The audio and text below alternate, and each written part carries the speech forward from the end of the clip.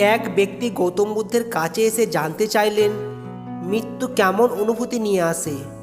তখন বুদ্ধ বললেন, মানুষের মৃত্যুর সময়ের অনুভূতি যখন আমাদের শরীর মৃত্যুর দিকে এগিয়ে যায় তখন মনে এক ধরনের আতঙ্কের সৃষ্টি হয়। আমাদের ইন্দ্রিয়গুলো ব্যাকুল হয়ে ওঠে। এ সময় যদি মানুষের ধর্মের আশ্রয় না থাকে তাহলে তার মন সেই বিষয়টির প্রতি আকৃষ্ট হয় যা সে জীবনে সবচেয়ে বেশি ভালোবাসত।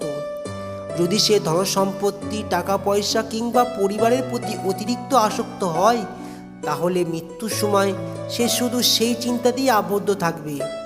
যদি তার জীবন অসৎ কাজ ও পাপের দ্বারা পরিচালিত হয় তবে মৃত্যুর সময় সেই সব স্মৃতিই তার সামনে ভেসে উঠবে যা তাকে অশান্ত করে তুলবে। তাই জীবনে এমন পথ অনুসরণ করা উচিত যেখানে সৎকর্ম ও ন্যায়বোধের মাধ্যমে শেষ মুহূর্ত শান্তিতে কাটে।